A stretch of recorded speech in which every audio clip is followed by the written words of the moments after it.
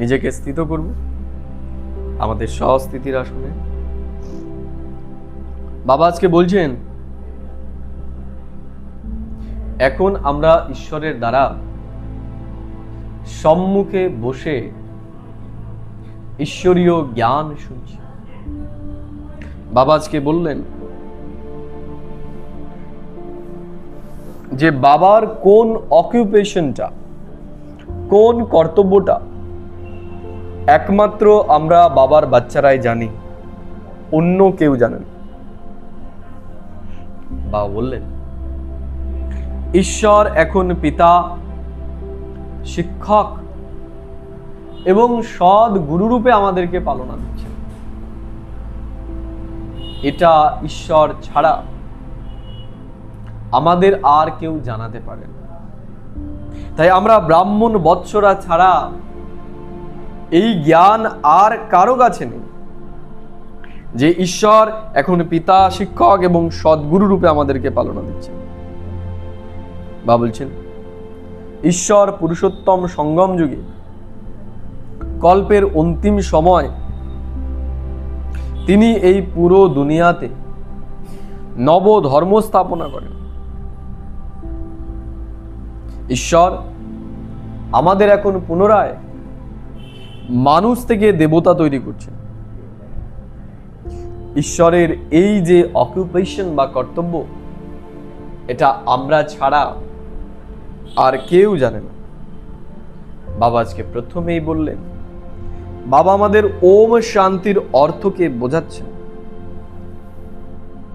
বাবা আজকে বললেন যে তিনি আমাদের এই দুনিয়ার হিস্ট্রি, জিওগ্রাফির জ্ঞান প্রদান করছেন।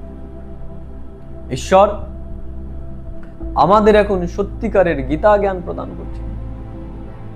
এই ঈশ্বরীয় জ্ঞানের আধারই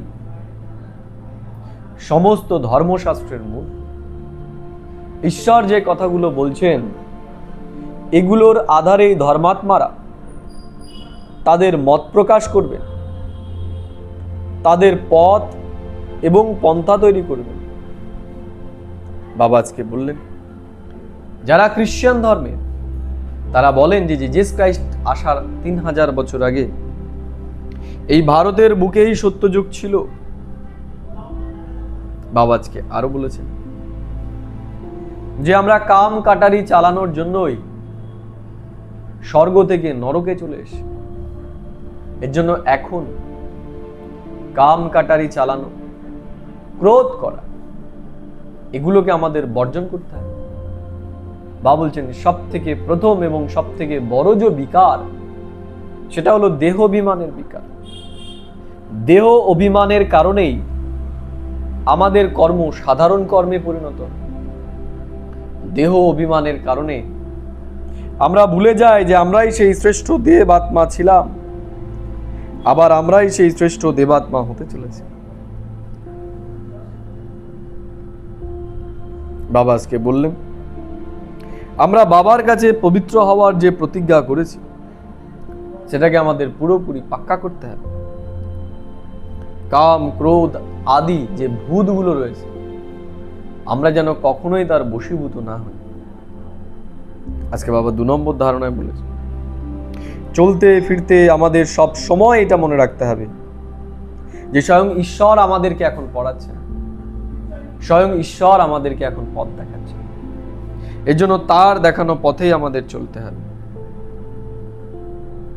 বাবা বলছেন, আমরা যদি সর্ব খাজানায় সম্পূর্ণ হয়ে যাই, সেটা আমাদের চেহারার মধ্যেই দেখা দেবে। বাবা বলছেন, আমাদের এখন সম্পূর্ণ ঈশ্বরীয় খাজানায় নিজেকে ভরপুর করতে হবে, তাহলেই আমাদের চেহারা এবং চলনের মধ্যে সেটা প্রকাশ পাবে। এবং আমাদের চেহারা এবং চলনের দ্বারাই ঈশ্বরীয় সেবা হবে। আমাদের মুখে কিছু বলতে হবে, আমাদের চাল চলন, আমাদের দৃষ্টি অনেকের কল্যাণ করবে। বাবা আজকে স্লোগানে বললেন যে সময় এবং সংকল্প, এই দুটো খুব বড় খাজানা। এই দুটোকেই এখন আমাদের বাঁচাতে হবে, আর আমাদের খাতাকে জমা করতে হবে। আজকে অব্যক্ত ইশারে বাবা বলল যে মহান হওয়ার জন্য আমাদের মধুরতা এবং নম্রতার গুণ ধারণ করতে হবে। বাবা আজকে উদাহরণ দিলেন, যেমন শুভ কর্মে আমরা কাউকে মিষ্টি খাওয়াই এবং যখন মিষ্টি খাওয়াই তখন মুখ মিষ্টি হয়ে যায়, তেমনি আমাদের এখন আমাদের জীবনে মধুরতার গুণ ধারণ করতে হবে। তাহলে আমাদের মধুর বল অন্যের জীবনকেও মিষ্টি বানিয়ে দেবে।